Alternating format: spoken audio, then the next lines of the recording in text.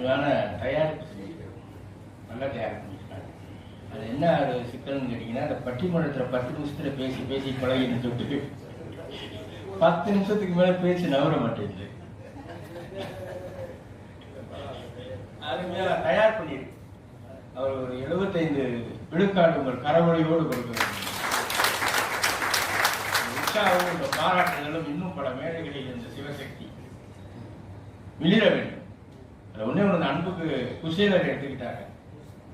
அந்த 2-3 கதையுமே நான் எறும்பும் முழுமையாக அவங்க சொல்லலையே தவிர எடுத்துக்கொண்ட 3மே நல்ல விஷயங்கள். இந்த எறும்பு போட்டு வேடனை கடிக்க வச்சது, இந்த குசேலருக்கு அன்பு என்பது எந்த இடத்துல இருந்துச்சு தெரியுமா?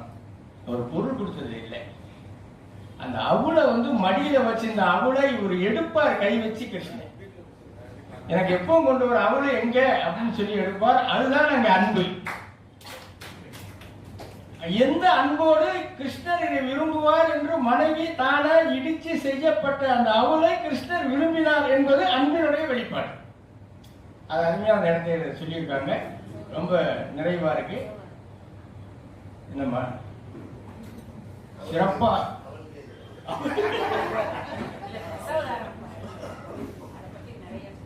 இல்ல குசேலர் ஒரு பெரிய விஷயம். அது சாதாரண விஷயம் இல்ல. அவருக்கு 16 குழந்தைகள் பெற்றவர். அந்த குழந்தைகள் பெரிய வரலாறு அது. ஆனா சொன்னவுடைய அன்பு பரிமாற்றம் அந்த இடத்துல எங்க இருந்தது என்று சொன்னால் அந்த அவள் பரிமாற்றி கொள்வதுதான். அதோட ரொம்ப முக்கியமான ஒண்ணு என்னன்னு கேட்டா, அதுல இவரை அனுமதி காவல்ல இருந்து இவர் அனுமதிக்கல யாருமே உள்ள. இவர் பார்த்துட்டு கூப்பிட்டோன்னு இவர் இவ்வளவு நொந்து போய் இத்தனை மைல் நடந்து வந்திருக்கேன்னு அந்த குசேலரோட கால்களை அமைக்கி விட்டு அவருக்கு ஆறுதல் சொல்லுவாரே, அதுதான் கிருஷ்ணன் காட்டிய அன்பு. இதான் அவருடைய நயம். மிக அருமையாக சிவசக்தியா பேசினதுக்கு வாழ்த்துக்கள். அடுத்து எங்க திருமந்திரம் ஐயா திருமூலருடைய மதுரை திருமூலர் வருகிறார். பெருமை இது பேசுவதற்கு மிகப்பெரிய ஆளுமை வேண்டும். ஏன்னா ரொம்ப முக்கியமான ஒரு தலைப்பு. அதை எளிமையாக எந்த குறிப்பும் இல்லாமல் நான் பேசுகிறேன்னு நிற்கிறாரு. நிச்சயம் ஒரு அகத்தியரை நம்ம நினைவுபடுத்துவார்.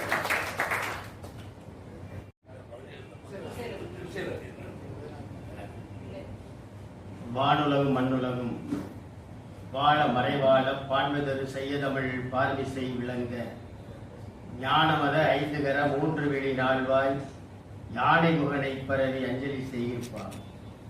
அண்ட சராசரங்களுக்கெல்லாம் அதிபதியாக விளங்கக்கூடிய முருகப்பெருமானினுடைய ஒப்பற்ற கருணையினாலே இந்த திருக்குறள் பேரவை மகா சன்னிதானம் குன்றக்குடி அடிகளார் அவர்கள் பெரியசாமி அவர்கள் துவங்கி வைக்க நமது தெய்வமாக வீற்றிருக்கின்ற மணிமொழியன் ஐயா அவர்கள் துவங்கி என் தந்தையார் உட்பட மிக சிறப்பாக இந்த பேரவை நடத்தி கொண்டு வர வேண்டும் என்று இன்று வரை அது மிக சிறப்பாக நடத்துவதற்கு இறைவனுடைய அருள் இல்லாமல் நடக்க அவர்களை திருவடி வணங்கி இன்று திருக்குறள் பேரவை நடத்தி கொண்டிருக்கின்ற ஐயா குன்றக்குடி பொன்றமல அடிகளார் அவர்கள் திருவடியை மீண்டும் அவர் வணங்கிக் கொண்டு இன்று தலைமையேற்றுக் கொண்டிருக்கின்ற ஐயா கருப்பையா அவர்கள் என் தந்தையோடு நீண்ட நாள் இருந்தவர்கள், கவின் ஐயா அவர்கள், அசோக் ராஜ் அவர்கள் எல்லோருக்கும் முதற்கு நன்றி கலந்த வணக்கத்தை தெரிவித்துக் கொள்கிறேன். மற்றும் கூடியிருக்கின்ற அத்தனை ஆத்மாக்களை வணங்கி மகிழ்கிறேன். அதாவது குசேலரை பற்றி சொன்னாங்க. 27 குழந்தைகள் வறுமையால் இருந்தார்கள் என்று. ஒரு பையன் கேட்டான், 27 பிள்ளை இருந்துச்சுல, அந்த முதல்ல பிறந்த குழந்தை எத்தனை குழந்தை இருக்கும்னு. ஒரு 7 குழந்தையாவது 20 வயசுக்கு மேல இருப்பாங்கல்ல. 20 வயசுக்கு மேல ஒரு 7 குழந்தை இருக்கும். கிருஷ்ணன் கேட்க போகும்போது அவங்க ஒரு கூலி வேலை செஞ்சாலும் இப்ப 10 பேர் கொண்டு வர சம்பளம் அந்த வீட்டுக்கு போதும்ல. வறுமை எங்க இருக்கும்?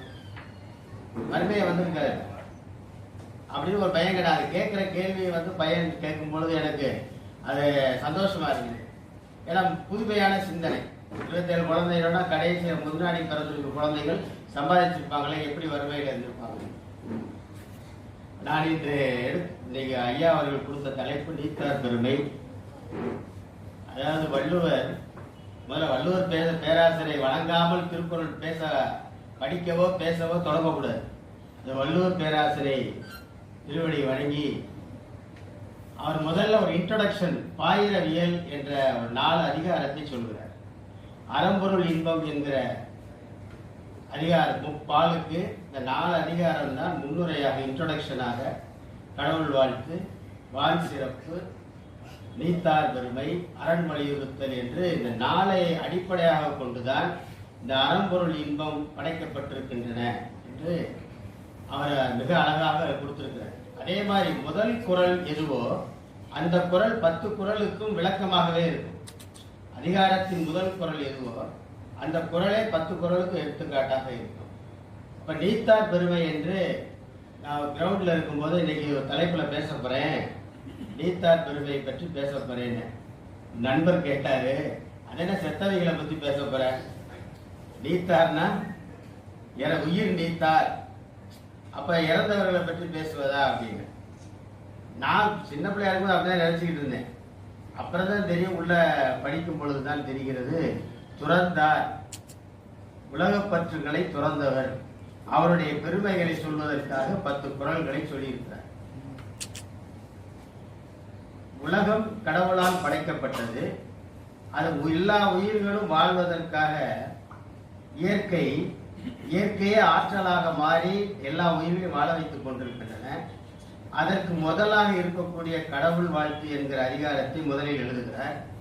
அவர் வள்ளுவ பேராசான் கடவுளுக்கு வைத்த முதல் பேர் என்ன தெரியுமா? வாளறிவன். வாளறிவன் என்ற பெயரைத்தான் முதலாவதாக அவர் வைத்திருக்கிறார். இந்த வாளறிவன் என்றால் தூய அறிவுடையவன் என்று பொருள்.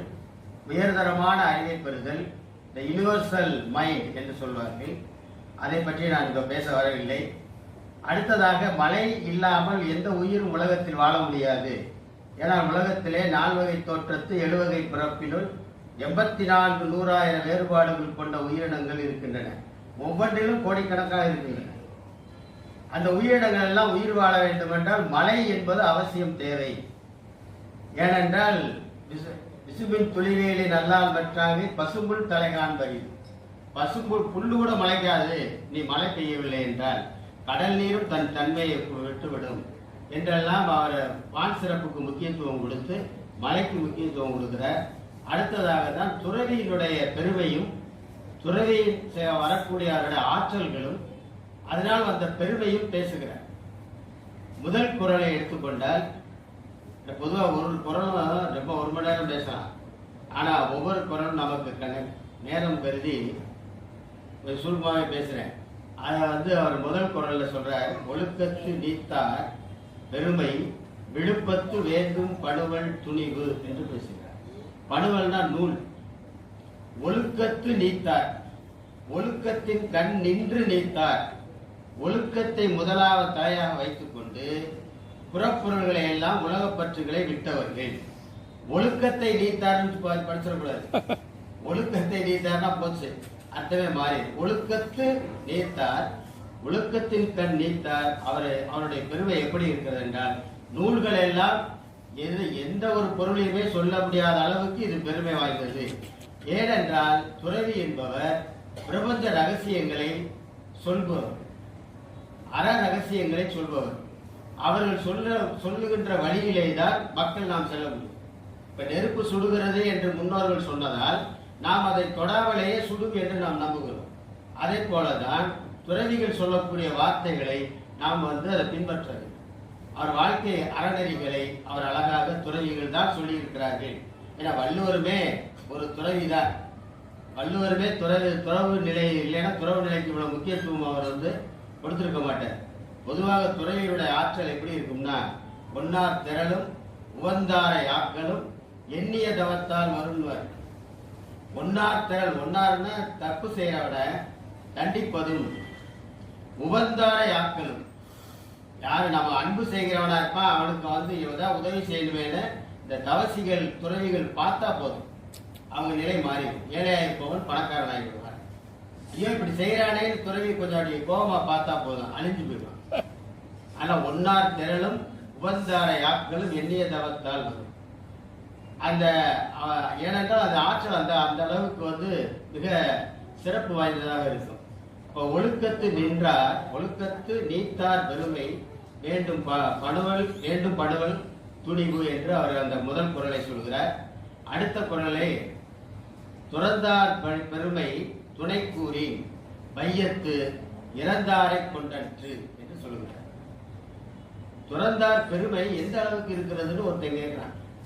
அவர் பெருமையை நீங்க எப்படி சொல்ல முடியும் அப்படின்னா, இறந்தவர்கள் எத்தனை பேர் போயிட்டாங்களோ அதை எப்படி எண்ண முடியாதோ அந்த அளவுக்கு இவருடைய பெருமை எண்ண முடியாத அளவிற்கு பெருமை மிகுந்ததாக இருக்கும் என்று இரண்டாவது குறள்ல சொல்றார். மூணாவது குறள் இருமை வகை தெரிந்து ஈண்டரம் பூண்டார் பெருமை பிறங்கிற்று உலகு என்று சொல்றார். இருமை என்றால் இம்மை மறுமை. இம்மை என்றால் துன்பமானது, மறுமை என்றால் இன்பமானது. நமக்கு தாய் தந்தையார் கொடுத்த இந்த உடம்பு காமதேகம் உள்ள உடம்பு. இது இம்மை பிறப்பு. நம்ம முப்பாட்டனார் முப்பாட்டி தாத்தா பாட்டி அப்பா அம்மாவுடைய நல்வினை தீவினை எல்லாம் நம்மளுடைய கருமையத்திலே பதிவாயிருக்கு. அது முதல் சிம் கார்டு நம்மள்கிட்ட தான் இருக்கு. இது சாதாரண இம்மை பிறவி, முதல் பிறவி. மகான்கள் மூலமாக கிடைக்கும் பிறவிதான் மறுமை பிறவி, புதிய பிறவி. ஒரு மகான்கள் நமக்கு வாழையடி வாழையாக திருக்கூட்டத்தின் வழியாக மகான் நம்மளுக்கு சிம் கார்டு சொருகணும். அப்பதான் புதியதாக பிறக்க முடியும். பட்டினத்தார் சொல்லுவார், நீற்றை புனைந்தென்ன நீராட போயென்ன மாற்றி பிறக்க வகை அறிந்தாயில் ஏற்றி கிடக்குது 70 மந்திரங்கள் மாமரை நூல் ஆற்றில் கிடந்தும் துறையறியாமல் அழகின்றீரேன். பட்டின நீற்றை புனைந்தென்ன, நீர் பூசி என்ன பிரயோஜனம்? நீராட போயென்ன, கங்கை காவிரி போய் குளிச்சு என்ன பிரயோஜனம்? மாற்றி பிறக்க வகை அறிந்தாயில் நீ மறுமை பிறப்புக்காக தேடவே இல்லையே. சாதாரண மனிதனை போல அல்லவா நீ வாழ்ந்து கொண்டிருக்கிறாய். எப்பொழுது உலக பற்றுகளை நீக்க முடியும்? ஆசைகளை நீக்க வேண்டாமா? வேண்டுங்கால் வேண்டும் பிறவாமை மற்றதன் வேண்டாமை வேண்ட வரும் என்று சொல்லுவார். அப்ப பிறவாமை வேண்டும் என்கிற ஆசை இல்லாத தன்மைக்கு நாம் போக வேண்டும் என்றால் ஆசைகள் அறுக்க வேண்டும் இல்லையா? அப்ப ஆசைகளை அறுத்தால் தான், அதைத்தான் சொல்லுவாரு, God is nothing but desireless bliss என்று. கடவுள் தன்மை என்பது ஆசைகள் அகன்ற நிலையே கடவுள். யாருக்கெல்லாம் ஆசைகள் அகன்றிருக்கிறதோ அவர் கடவுள் தன்மையில் இருக்கிறார் என்று அவர் சொல்லுவார். அப்ப அந்த இம்மை பிறவி, மறுமை பிறவி. இந்த மறுமை பிறவியில நம்ம புதுசா யாராவது நம்ம குரு மகான் நம்மளுக்கு புதிய பிறப்பை அவர் காட்டணும். காட்டலைன்னா நம்ம பழக்கம் போல இந்த இம்மை பிறப்பு பிறவிகள் தொடர்ந்து கொண்டே இருக்கும். பிறவி பெருங்கடல் நீந்தாதா இறைவனடி சேராதா என்று அவர் இருமை வகை தெரிந்து ஈண்டு அறம் பூண்டார் பெருமை பிறங்கிற்று. இருமை என்பது இம்மை மறுமை என்பதை பற்றி அவர்கள் சொல்லுகிறார். அடுத்த நாலாவது குறள் உரடெங்கும் தோட்டியார்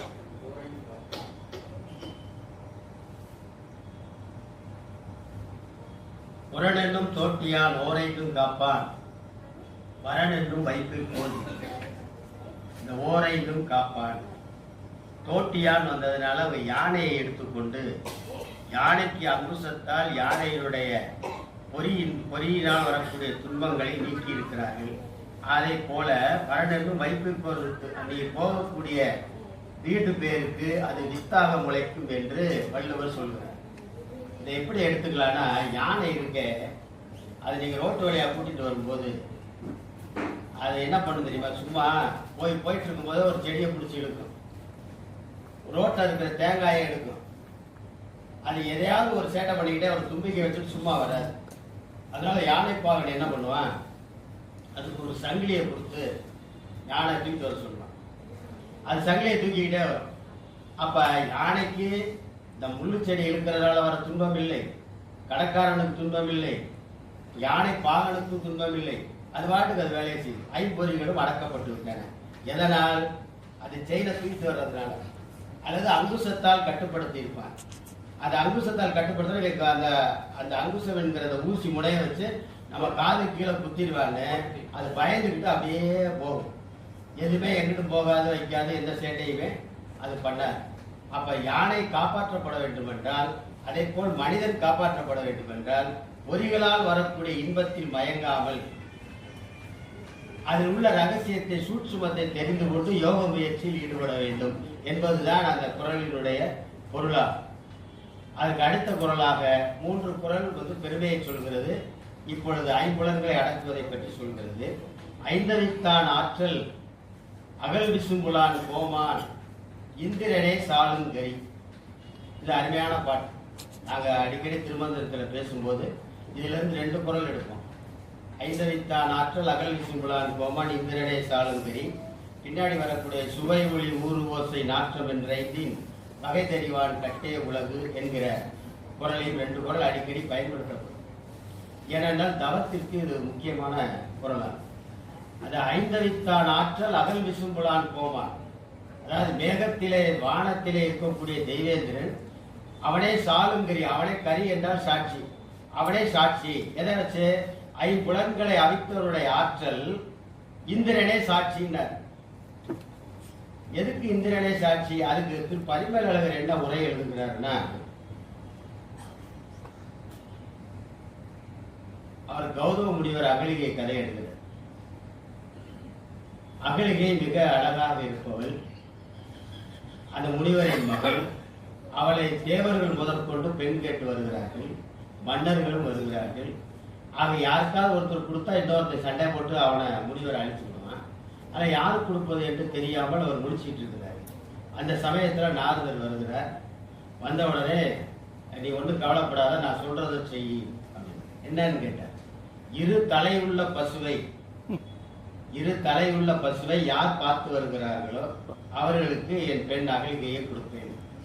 என்னன்னு கேட்டார். நீ சொல்றதை சொல்லு, அப்புறம் பார்ப்போம் அப்படின்ட்டார். உடனே எல்லா தேவர்கள் எல்லாம் 2 தலை உள்ள பசுவை தேடி போயிட்டாங்க. தேடிக்கிட்டே இருக்காங்க. இவர் நேரம் நாரதர் கௌதம முனிவர்கிட்ட போனார். ஏன்னா அவருக்கு பிடிச்சவர். அவர்கிட்ட போய், ஏண்டா பிரம்மச்சரியத்தில் இருக்க, நீ எப்போ கிருகஸ்தனா மாறுறது, நீ போய் அகலிகையை பெண்ணு கேட்கலாம் வான்னு கூப்பிட்டான். ஐயா 2 தலை உள்ள பசுவை பார்க்கணும், எல்லாரும் அலைஞ்சிட்டு இருக்காங்க, நான் எங்க போறதுன்னா, நீ வா என் கூட கூட்டிட்டு போய் அந்த ஊர்ல இருக்கிற பெரிய மாட்டு தொழுவத்துக்குள்ள போனவன அப்பொழுது கன்றை ஈனக்கூடிய நிலையில் இருந்த ஒரு பசு கொஞ்ச நேரம் வெயிட் பண்ணாங்க.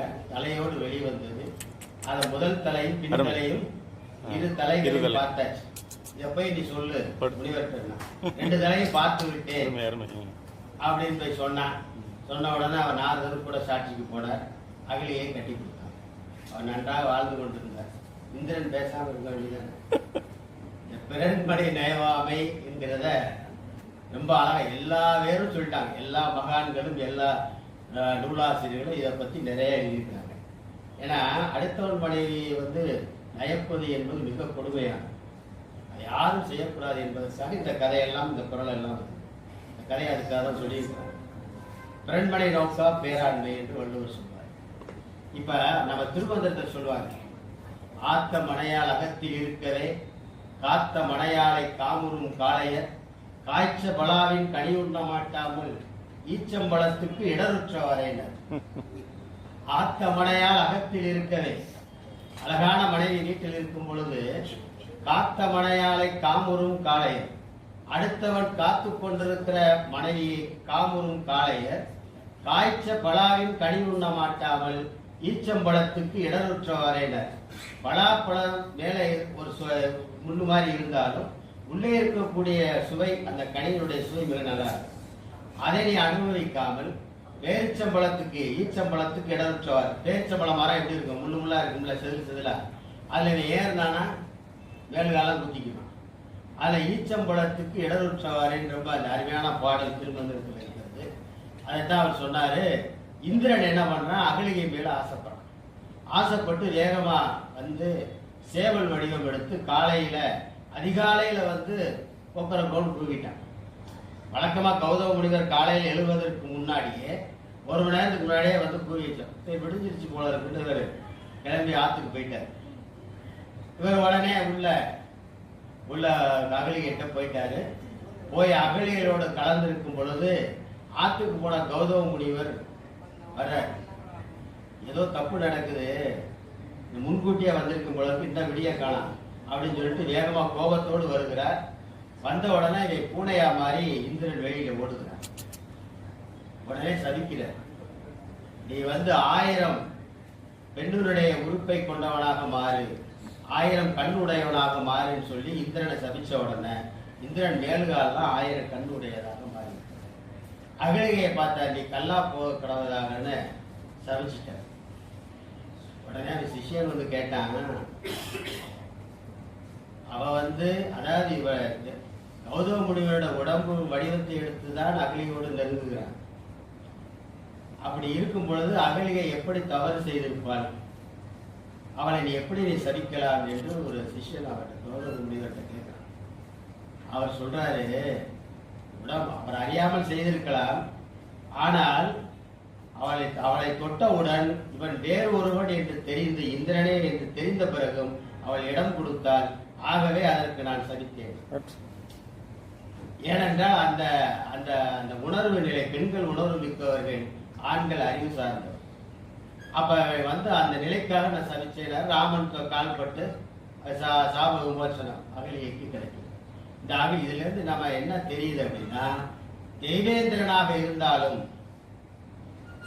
ஒரு முனிவர் அவருடைய தவ ஆற்றலால் அவனுக்கே சபிக்க முடியும், அவருக்கு அவர் தலை குடிகிற அளவுக்கு அந்த ஆற்றலானது வெளிப்படும் என்பதுதான் உண்மை. அப்ப தவத்தினுடைய ஆற்றலை வெளிப்படுத்துகிற விதமாக ஐந்தவித்தான் ஆற்றல் அகல் விசும்புலான் கோமான் இந்திரனே சாலுது.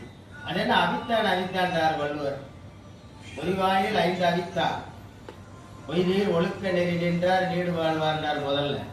அப்புறம் 5 அவித்தான் ஆற்றல் அகல் விசும்புலான் கோமான் இந்திரனே சாலுது, அந்த அவித்தான்றாரு. அப்புறம் பின்னாடி சுவை ஒளி ஊர்வசை நாற்றம் என்ற வகை தெரிவான் கட்டிய உலகன்றார். அது வேற. இந்த அவித்தான்ங்கிறதுக்கு என்ன பொருள் அப்படின்னு யோசித்தால் யோகிகள் என்ன சொல்கிறார்கள், நம்ம ஆன்மீகம் சார்ந்தது. சூர்யாக்கினி சந்திராக்கினி நம்ம உடம்பில் இருக்கிறது, தாய் கொடுத்த மூலாக்கினி இருக்கிறது. இந்த 3 அக்னியை வைத்து 5 பொறிகளை அவிக்க வேண்டும் என்று யோக ரகசியங்கள் சொல்லுகின்றன. ஆனால் அதை காட்டிலும் நீ 5 பொறிகளை நீ ஒழுக்கத்தோடு நிற்கும் பொழுது, அதை அனுபவிக்க முடியவில்லையே என்று நீ அடக்கப்படும் பொழுது ஒவ்வொரு புலன்களும் வெப்பமடையும், ஹீட் உருவாகும். அந்த உடல் வெப்பமானது அதனால் அந்த புலன்கள் எல்லாம் அழிக்கப்பட்டது. நம்ம உடம்புல ஒரு பொருளை அடைய முடியல அப்படின்னா புலன் இன்பங்களால் வரக்கூடிய இன்பத்தை அனுபவிக்க முடியவில்லை என்றோன்னு, அதை அடக்க முடியவில்லை என்றால் இயற்கையிலே அவங்க உடம்புல ஹீட் ப்ரொடியூஸ் ஆகும். அப்ப அந்த வெப்பம் தான், வெப்பத்தால் அந்த பொறிகளை அவிக்கிறான் என்பது அது பொருளாக நாம் எடுத்துக்கொள்ளலாம். அப்ப அடுத்த பொருளை சொல்ற, செயற்கரிய செய்வார் பெரியர் சிறிய செயற்கரிய செய்களாகாதார். பெரியர்னா யாரெல்லாம் பற்றுகளை நீக்கி தவத்தில் இருக்கிறார்களோ அவர்கள் எல்லாம் பெரியர். யாரெல்லாம் நம்மளை மாதிரி வாழ்கிறார்களோ அவர்கள் எல்லாம் சிறியர். நம்மளை மாதிரி வாழ்கிற எல்லாமே புலரின்பத்துக்கு அடிமையாகி வாழ்கிறவர் எல்லாம் சிறியர். புலரின்பத்துக்கு அப்பாற்பட்டு வாழ்கிறவர் எல்லாம் பெரியர். அதுதான் அதுக்கு என்ன ஒரு பொருள் அப்படின்னா, புலனின்பத்துக்கு அப்பாற்பட்டு போவதுன்னா என்ன?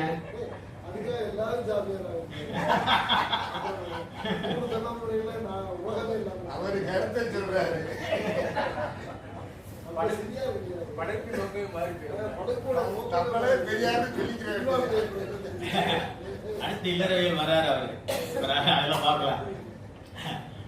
அவர் அடுத்த குரல்ல சொல்லுவார். அதாவது அதுக்கு என்ன இதுன்னா, பரிமலையாளர் சொல்லுகிறார், 8 படிநிலைகளை சொல்லுவார். இயமம், நியமம், ஆசனம், பிரணாயாமம், பிரத்யாகாரம், தாரணை, தியானம், சமாதி என்ற அட்டாங்க யோக நிலைகளை திருமூலர் ரொம்ப அழகா ஒவ்வொன்றுக்கு வழக்கம் சொல்லுவாரு.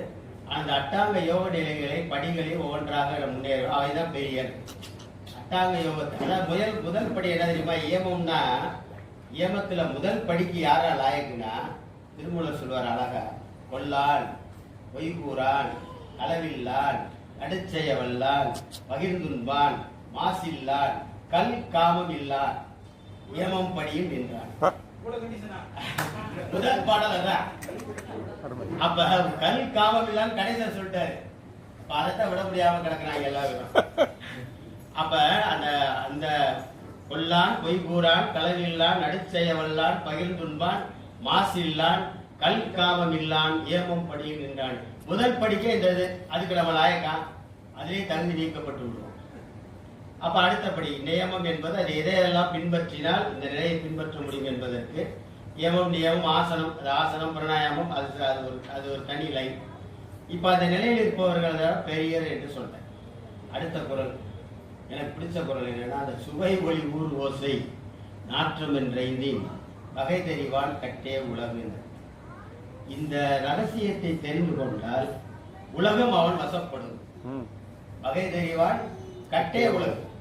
யாருக்கு இந்த சுவை ஒளி ஊர் ஓசைக்கான ரகசியம் தெரிகிறதோ அவன் உலகமே அவனுக்கு வசியப்பட்டு நிற்கும்.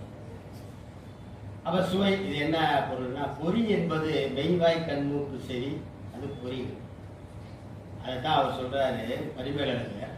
36 தத்துவத்தின் வாயிலாக மனிதனுடைய வாழ்க்கை அமைந்திருக்கிறது. அது சைவ சித்தாந்த தத்துவம். அதுலதான் இந்த சுவை ஒளி ஊர்வசை நாற்றம் என்றது வருது.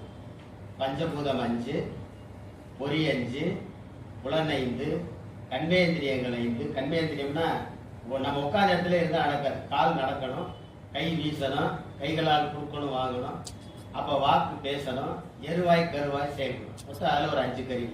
இப்போ மொத்தம் 20 ஆயிடுச்சா? பூதம் 5. பூதம்னா என்ன? ஆகாயம், காற்று, நெருப்பு, நீர், மண். பொறி 5 மெய்வாய் கண்மூக்கு செவி. புலன் 5 சுவை ஒளி ஊர்வசை நாற்றம், புலன் 5. அப்புறம் கண்மேந்திரியங்கள் 4 கை, காலு, வாக்கு, எருவாய் கருவாய். மொத்தம் 20 ஆச்சு. அந்த கரணம் 4 மனம், புத்தி, சித்தம், அகங்காரம் 4. மொத்தம் 24 தத்துவம். 24 தத்துவம். அதுக்கு அடுத்தது மாயை, குருடர். வைணவம் என்ன சொல்லுது? மாயை நீங்கினால் குருட தத்துவம், புருஷோத்தமன், அவனே இறைவனாகிறான், அவனே முக்தி அடைகிறான். மாயை 24 தத்துவம் நீங்களா போதும்ட்டாங்க. ஆனா சைவ சித்தாந்தம் இதுக்கு மேல சிந்திச்சு வித்யா தத்துவம் என்று சொல்லி கலை, காலம், நியதி, கலை, வித்தை, அராகம், சிவதத்துவம் 5, நாதம், இந்து, ஈசானியம், ஈசத்துவம், அந்த சதாசிவன்கிறவர். அதாவது ஒன்று மட்டும் ஞாபகம், ஒரு அடிப்படையான ஒரு விஷயம். இந்த உலகம் உயிர் எப்படி தோன்றுகிறது என்பதை திருமூலர் தான் ரொம்ப அழகா சொல்வார். பராபரம் தோன்றியது, பராபரத்திலிருந்து பரம் தோன்றியது, பரத்திலிருந்து சிவம் தோன்றியது, சிவத்திலிருந்து சக்தி தோன்றியது, சக்தியிலிருந்து நாதம் தோன்றியது, நாதத்திலிருந்து விந்து தோன்றியது. விந்துனா ஒளி, லைட், சவுண்ட். நாதம்னா சவுண்ட், சவுண்ட் அண்ட் லைட்ஸ்.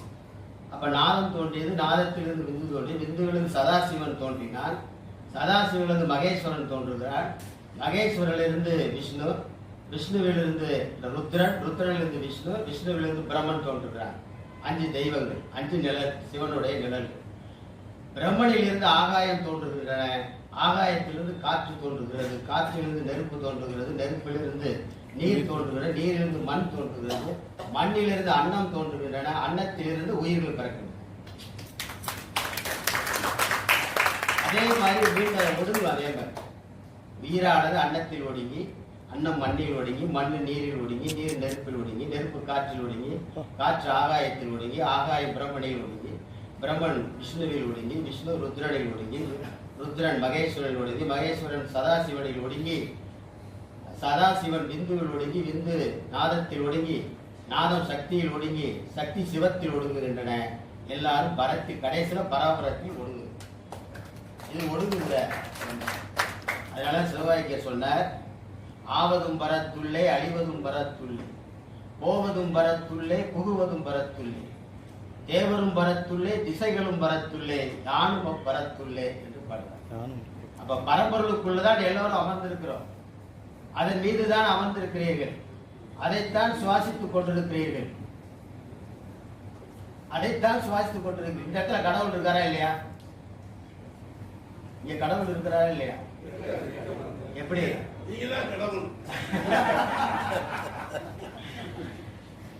எப்ப எங்க உயிர் வாழாதோ அந்த இடத்துல கடவுள் இல்லை. எங்க உயிர்கள் வாழுமோ அது கடவுள். இப்ப நம்ம காற்றுல ஆக்சிஜன் இல்லைன்னா அந்த இடத்துல இருக்க முடியுமா? அப்ப ஆக்சிஜனாக நெருப்பு இருக்க பிராணவாயு, அந்த நெருப்பு தான் கடவுள். காற்றில் இருக்கக்கூடிய நெருப்பு. அப்ப அது இல்லாத இடத்துல கடவுள் இல்லை. அதான் காஸ்மிக் எனர்ஜி என்றெல்லாம் நாம பல வகையில் அதை பத்தி பேசிக்கொண்டிருக்கோம். இந்த சுவை ஒளி ஊர் ஓசையே இப்ப பாருங்க, அது கொஞ்சம் டீப்பா போவோம். அதாவது சுவைனா என்ன? நாக்கு. நாக்கு எதுல உண்டானது? மண்ணினால் உண்ட மண்பூதம். சதை சதை எல்லாமே மண்ணினால் உண்டு. உடம்பே மண்ணு நீரினால் உண்டானதுதான். உடம்பு பஞ்சபூதத்தாலான உடம்பு. தோலும் சதையும் மண்ணினால் மண்பூதத்தால் உண்டானது. நாக்கு மண்ணினால் உண்டானது. நாக்குல இருக்கிற சுவை இருக்கு, அறுசுவை நாக்கு தான் உணருது. இனிப்பு, காரம், புளிப்புலாம். ஆனா மண்ணுல கரும்பு உண்டுனா இனிப்பு வருது, புளிய விதைய உண்டுனா புளிப்பு வருது, மிளகாயம் உண்டுனா காரம். மண் அத்தனையுமே அத்தனை சுவையை தருதா இல்லையா? அதே மாதிரி நாக்கு அத்தனை சுவையை தருது. அப்ப நாக்கு என்னது? மண்ணு தான். இப்போ ஒரு பாதாம் அல்வா சாப்பிடணும்னு வச்சுக்கோங்க. பாதாம் பருப்பு விளைந்த மரத்துல விரிந்த பருப்பு. அப்புறம் பால் எது? பசு தாவரங்களுக்கு பசுவிடம் பெறப்பட்டது, அதுவும் மண்ணிலிருந்து தான் வருது. சுகர் கேன்ஸ் ஜீனி, அதுவும் மண்ணிலிருந்து தான் வருது. இப்ப இந்த மாதிரி இதெல்லாம் சேர்ந்த கலவை பாதாம் அல்வாக வரும் பொழுது அதை நாம் சுவைச்சு சாப்பிடுறோம். ஆனா நாக்காகிய மண்ணு பாதாம் அல்வாயாகிய மண்ணை திங்கிறது. மண்ணை திங்கிறது. மண்ணதான் திங்குது. அதனுடைய மாயையெல்லாம் நமக்கு ஒன்றும் தெரியல. அது என்ன செய்யுது? மண்ணை திங்குது. இப்ப சுவை நீ நாக்குல நீர் இல்லை என்றால், நீர் பூதம் இல்லை என்றால் சுவை இல்லை. நாக்குல நீர் பூதம் இருக்கு. சரி, இந்த தொடு உணர்ச்சி ஆகிய மண்ணு, தொடு உணர்ச்சி. ரெண்டாவது நாக்கு. இதைத்தான் நம்ம வள்ளுவர் தொல்காப்பியர் சொன்னார். ஓரறிவு அதுவே உற்றறிவு அதுவே, இறை அறிவு அதுவே அவற்றோடு நாய், மூன்றறிவதுவே அவற்றோடு மூக்கு, நான்கறிவதுவே அவற்றோடு கண்ணை, ஐந்தறிவு அதுவே அதனோடு செவி, ஆறறிவு அதுவே அதனோடு மனநேனர். மனம் என்பது ஆறாவது அறிவு. இந்த 5 பூதங்களும் 5 பொறிகளும் 5 அறிவு. சுவை ஒளி உருவசைங்கிறது ஒரு 5 அறிவு. இப்ப கண்ணு நெருப்பினால் நெருப்பு போதும். கண்ணில் ஒளி இருக்கா? கண்ணுல ஒளி இருக்கா? அரவிந்த் நம்பெருமாள் சாமி கூட்டத்தில் பேசினார் ஒரு. நான் என்ன கேட்டேன், கண்ணுல ஒளி இருக்கா? அவர் அதெல்லாம் அர்த்தம் ஒன்றும் இருக்காது. கண்ணுக்குள்ள ஒளி இல்லை. கண்ணுக்குள் ஒளி இல்லாமல் வெளியில் இருக்கக்கூடிய காட்சியை காண முடியாது. விறகுல நெருப்பு இருக்கா? இருந்தாதான் எரியும். கற்பூரத்துல நெருப்பு இருக்கா? இருந்தாதான் எரியும். அதனால நாவுக்கரசர் பட விரைவில் தீயினன் பாலில் படுதை போல் மறைந்து நின்றுள்ளார், மாமணி ஜோதியான் உறவுகோள் நட்டு உணர்வு கயிற்றினார், முருக வாங்கி கடைய முண்டு இருக்குமேனர். அப்ப விரைவில் தீயினன். அப்ப விறகுல தீ.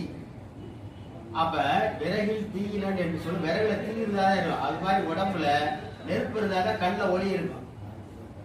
கண்ணில ஒளி மிகுந்த கண்கள் நம்ம எப்படி சொல்ல முடியும்? அப்ப நெருப்பின் சக்தி. சரி, அதற்கு பிறகு காற்றின் சக்தி என்ன? மூக்கு, நாற்றம். மலர்மிசை ஏகினான் மானடி சேர்ந்தார் இளமிசை. மலர்மிசை ஏகின மலரில் ஏற்படக்கூடிய வாசனையாக இருக்கிறான் இறைவன். அப்ப அந்த வாசனையை நுகர்வது மூக்காகிய காற்று. காற்று வழியாக நமக்கு வருது, அது காற்று. விண் என்பது காது, சவுண்ட், ஓசை. அது எப்படி இருக்கிறது? விண்ணு நம்மளை இயக்கிக் கொண்டிருப்பது எதுன்னா ஓங்கார சப்தம் தான். அதான் கிறிஸ்தவ பைபிள்ல கூட இருக்கும். ஆதியிலே ஒரு வார்த்தை இருந்தது, அது தேவனிடத்திலிருந்து வந்தது, அதுவே தேவனாகவும் இருந்தது. பிரணவம் தான் நம்ம எல்லா இடத்துலையும் இருக்கு. ஒரு சப்தம். இந்த டம்ளர் எடுத்து காதில் வச்சிங்கன்னா அந்த சப்தம், அதை நம்ம உயிரை சங்கு எதனால வச்சோம்னா சவுண்டு, அந்த ஓசை. அப்ப அந்த ஓசை என்பதுல காது. அதனாலதான் காதை ஓங்கார வடிவத்தில் வச்சிருக்கான். படைக்கும் போது காது எப்படி இருக்கு? ஓ வடிவத்தில் இருக்கு. அதனாலதான் ஓங்கார சப்தத்தை அதுவே தியானமாக மாறினால் மரணத்தை வெல்லலாம். அது ஒரு பெரிய ரகசியம். சரி, இது இப்ப இதை எப்படி சார் பேலன்ஸ் பண்றது? இப்ப நம்மளுடைய உடம்புல இந்த பஞ்சபூதத்தை ரேஷியோவை பேலன்ஸ் பண்ணணும். எதனால பேலன்ஸ் ஆகும்? பஞ்சாட்சர மந்திரத்தால் பேலன்ஸ் ஆகும். நானா மண்ணு, மானா நீர், சீனா நெருப்பு, வான காற்று, யான ஆகாயம், நம சிவாய. அப்ப அந்த மந்திரத்தை சொல்ல சொல்ல உள்ள இருக்கிற பூதங்கள் பேலன்ஸ் ஆக நமக்கு மனநோயும் கிடையாது, உடல் நோயும் கிடையாது, பிறவி பிணியும் கிடையாது. அதைத்தான் நம்ம திருமூலர் சொன்னார். 5 எழுத்தால் பூதம் படைத்தனன், 5 எழுத்தால் பல யோடி படைத்தனன், 5 எழுத்தாலை அகலிடம் தாங்கினான், 5 எழுத்தாலை அமர்ந்து நின்றான். 5 எழுத்தால் பூதம் படைத்தனன். நாங்கிற சப்தத்தால் பூமி உருவானது, மாங்கிற சப்தத்தால் நீர் உருவானது, சி என்ற சப்தத்தால் நெருப்பு, வா என்ற சப்தத்தால் வழி காற்று, யா என்ற சப்தத்தால் யாகாய் உருவானது. அப்ப நமசிவாய சொல்லலாமா இல்லையா? இப்ப பஞ்சபூதம் இங்க இருக்கா இல்லையா? அப்ப நானா மண்ணு, மானா நீர், சீனா நெருப்பு, வானா காற்று, யானா ஆகாய் காற்று. இந்த சிவாய நம மந்திரத்தை சொல்ல சொல்ல உடம்புல பேலன்ஸ் ரேஷியோ கரெக்ட் ஆகி நோய் வராமல் மரணமில்லா பெருவாவளி வாழலாம். இதுதான் சுவை ஒளி ஊர்வோசை நாற்றம் என்ற 5 வகை தெரிவான் கட்டே ஒளி தான் ரகசியம். அடுத்தது இந்த மந்திரம் எப்படி வந்துச்சு? நிறைமொழி மாந்தரால் ஆணையில் கிளம்ப மறைமொழி தானே மந்திரம் என்பார் தொல்காப்பியர் சொன்னார். இதுல திருக்குறளை நீத்தார் பெருமை என்ன வருது? நிறைமொழி மாந்தர் பெருமை நிலத்து மறைமொழி காட்டி. வள்ளுவருடைய குரல் அவருடைய குரலை சாட்டுறது நிறைமொழி மாந்தர் பெருமை. அவங்க நிறைமொழி மாந்தர் சொல்லுகிற வார்த்தையெல்லாம் மந்திரம். அதை நம்ம பின்பற்றினால் நம்ம வாழ்க்கை மிக சிறப்பு. இமயமலைக்கு கீழே ஒரு சாமியார் இருந்தார். அவர் யாரை பார்த்தாலும் கெட்ட வார்த்தையில வைவார், போற வரையெல்லாம் வைவாரு, எல்லாம் வைவார். முட்டாப்பழை அந்த பிள்ளைன்னு வந்துக்கிட்டு இருப்பார். ஒரு பெரிய மகான் வந்தவர், நீ எல்லாம் நல்லா செய்யற, அன்போட செய்யற, நல்லா இது பண்ற, காய் வச்சு வேற உடுத்திருக்க, நீ இந்த கெட்ட வார்த்தை எப்போ விடுவ? போய் 2 வருஷம் மலைக்கு மேல போய் கொஞ்சம் தவம் பண்ணிட்டு வா, அந்த இதை நீக்கிடலாம் அப்படின்னு சொல்லி அனுப்பிச்சார். உடனே இவரும் இமயமலைக்கு மேல போய் 2 வருஷம் தவம் இருந்தார். இருந்துட்டு அவர் மனநிலையை பெற்றார். இந்த வார்த்தையை நம்ம கெடாவது பேச மாட்டோம் கீழே வந்தார். அவர் வந்த சந்தோஷத்துல அவங்க எல்லாரும் ஒரு மாநாடு மாதிரி நடத்தினாங்க. மீடியாக்காரங்கெல்லாம் வந்தாங்க. ஒரு 5 மீடியா மட்டும் முன்னாடி வச்சு, நீங்க மட்டும் கேள்விகளும் மற்றவை கேட்கக்கூடாதுனாங்க. ஐயா, நீங்கள் ஏற்கனவே கெட்ட வார்த்தையில் வைந்தீங்களாம்ல, நீங்க இமயமலைக்கு போனீங்களாம்ல? ஆமா ஆமா. இப்போ உங்களுக்கு வராது, போகவே வராதாங்க. வராது, நான் முதல்ல இருக்கிறவன்ட்ட. 2வது இருக்கேன், அதே கேள்வியை கேட்டான், வராதுன்னாரு. இப்ப 5வது வரக்கூடிய மீடியாக்காரன்ட்ட போடா முட்டாப்பிள்ளை வராதான்னு சொல்லி கட்டாம வச்சுட்டேன். உணவென்னும் குன்றேறி நின்றார் வெகுளி கனவேயும் காத்தல. ஒரு சினம் இல்லாமல் இருந்தால் குணமென்னும் குன்றேறி நிற்கலாம். கடைசி பாடல் மிக அருமையான பாடல்.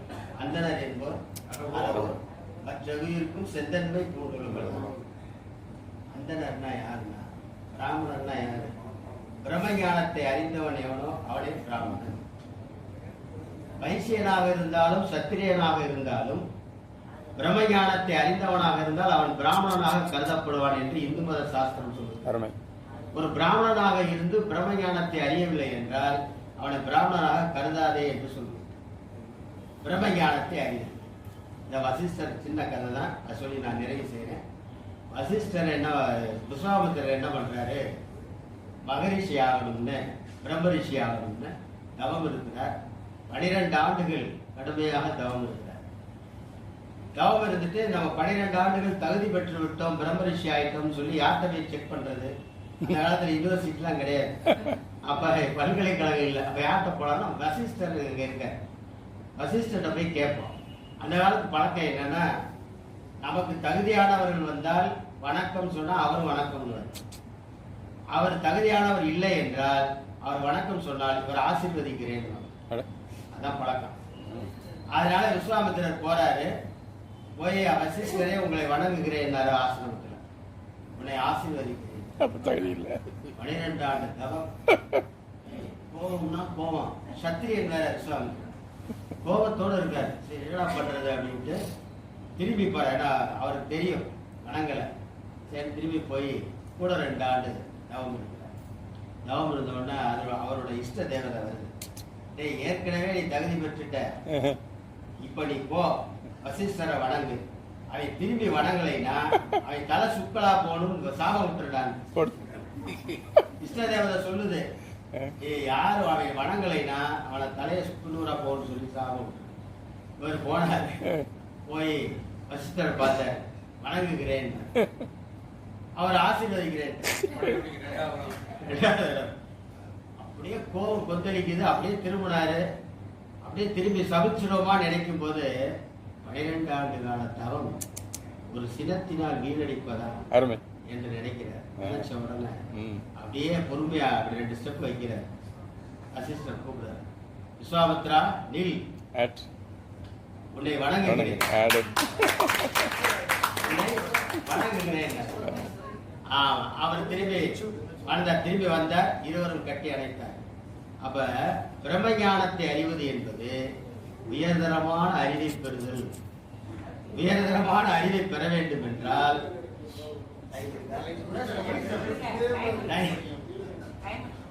உயர்தரமான அறிவை பெறுதல்னா என்ன? ஞானி சன்கிருதி சூரிய கடவுளிடம் கேட்டார், உயர்தரமான அறிவை போதியுங்கள்.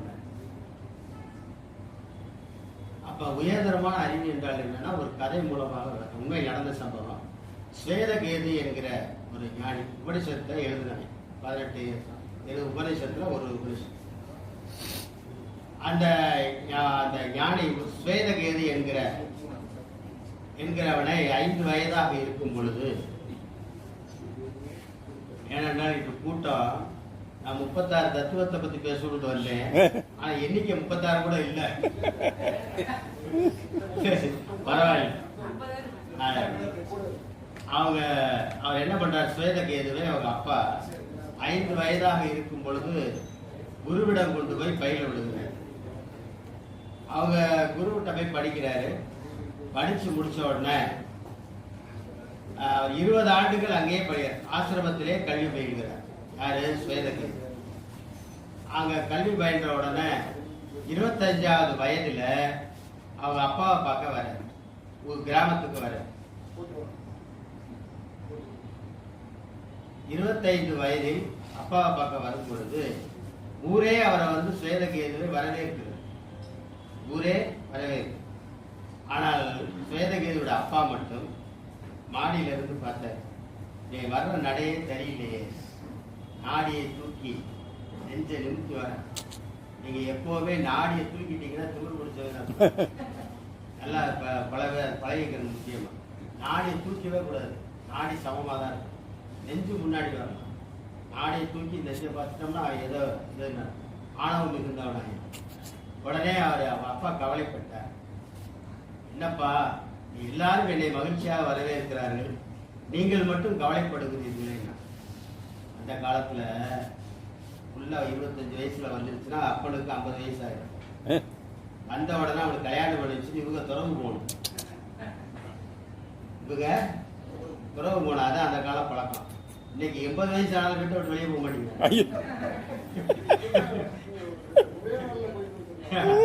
அது அந்த காலம். அவங்க இவர் என்ன பண்றாரு? பையனை பார்த்தோன்னு சொல்றாரு, நீ எதை கற்று வர வேண்டுமோ அதை நீ கற்று வரவில்லை. எதை கற்று வர வேண்டுமோ அதை நீ கற்று வரவில்லை. அப்ப இது முக்கியமான விஷயம் இருக்கு. அப்பா சொன்னாரு, நான் சொன்ன எல்லா வேதமும் படிச்சுட்டேன், எல்லா கலைகளும் படிச்சுட்டேன், நான் படிக்காத ஒன்றும் இல்லைன்னா அதுதான் உன்ட்ட உள்ள குறை, அந்த ஆணவம். அதனால சொன்னாரு, எதை கற்று வர வேண்டுமோ அதை நீ கற்று வரவில்லை. எதை கற்றுத்தர முடியாதோ அதை நீ கற்றுவான. எதை நீ கற்றுத்தர முடியாதோ அதை நீ கற்றுவான. எதை கற்றுத்தர முடியாதோ அதை கற்று வருவதா எப்படின்னு உங்க குருவிட்ட போய் கேள்றாங்க. வந்த வேகத்துல திரும்பி குருவிட்ட போனான். அப்பா சொன்னாரு, எதை கற்றுத்தர முடியாது அதை கற்றுவான்றாரு. அது என்னன்னு சிரிச்சார் குரு.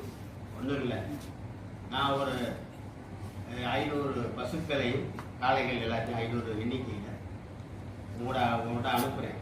நீ யாருமே மனித நடமாட்டம் இல்லாத மலைக்கு கீழே போய் அமர்ந்து கொண்டு தவம் செய்து நீ திரும்பி வா. எப்பொழுது திரும்பி வரணும்னா, அந்த மாடுகள் 1000வது மாடாக வரும் பொழுது நீ திரும்பி வா. 500 போது 1000 மாடு வரணும். நீ போகும்போதே வேதம்லாம் ஞாபகம் இருக்குமா? மலையைத்தான் பார்க்கணும், மரத்தோடு பேசணும், மாடுகளோட தான் பேச முடியும். நம்மளுடைய படிப்பறிவை யார்கிட்ட போய் செலுத்துறது? திருக்குறள் பேர மாதிரி ஒரு 50 பேராது வேணாமா? படிச்சதை வெளிப்படுத்த வேணாமா? அப்ப அவங்க போய் அங்க பேசுறதுக்கே ஆள் இல்லை. இப்ப மலையின் அடிவாரத்தில் போய் அமர்ந்தான், அப்படியே உட்கார்ந்துருந்தான், தெரியல. எல்லாம் வேதங்கள் படித்ததெல்லாம் மறந்து விட்டன. அவன் இயற்கையோடு இயற்கையாக மாறி அவன் பசுவிடம் பேசினான். பசு பேசுவது இவனுக்கு புரியும். ஒரு பசு வந்து சொன்னது, அப்பா 1000வது மாடாக மாறிவிட்டேன், இப்ப நம்ம போகலாம் ஆசிரமத்துக்குன்னு சொன்னது. அப்படியான்ட்டு அப்புறம் தான் எனக்கு ஞாபகம் இருந்தது. என் மாடுகளோடு வந்தான். சிஷியர்கள் ஓடி போய் குருவிட்ட சொன்னாங்க, ஸ்வேதகேது வந்து கொண்டு இருக்கிறார் அப்படின்னா. குரு வந்த, ஓ ஸ்வேதகேது 1000 மாடுடன் 1001வது மாடு வருகிறது. 1000 மாடுடன் 1001வது மாடு வந்து கொண்டு உடனே அவன், ஏன்னா அந்த மாதிரி நிலை, அமைதி, மௌனம். நீங்க எப்பொழுது மௌனம் ஆகிறீர்களோ அப்பொழுது பிரபஞ்ச சக்தி உங்களிடம் இறங்கி, மனமற்ற தன்மைக்கு நாம் எப்பொழுது செல்கிறோமோ அப்பொழுது பிரபஞ்ச ஆற்றல் முழுவதும் இறங்கி. அதான் அறக்குற்றினுடைய ரகசியம், துறவிகள் சொல்லக்கூடிய ரகசியம். துறந்தார் பெருமை அதுதான். அறரகசியத்தை சொல்றதுக்காக தான் இந்த பெருமை என்ற அந்த அதிகாரத்தையே அவர் வச்சிருக்கிறார். அப்ப அந்தனர் என்போர் அறவோர் மற்றெவ்வுயிருக்கும் சென்றன் எல்லா உயிர்களுக்கும் யார் ஒருவன் அவன் மீது கருணை இரக்கம் கொள்கிறானோ அவன் தான் பிறப்பெண்ணும் பேதமை நீங்க சிறப்பொன்றும் செம்பொருள் காண்பது அறிவினர். அப்ப அந்த நிலைக்கு நாம் செல்ல வேண்டும் என்று சொல்லி செய்யலாமா?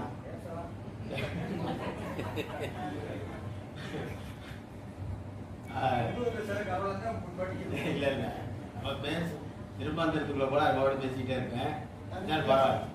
சொல்லுவோம். அதாவது வள்ளுவர் சொல்ற, தன்னுயிர் தானற பெற்றாலே ஏனைய மண்ணுயிர் எல்லாம் தொழும் என்றார்.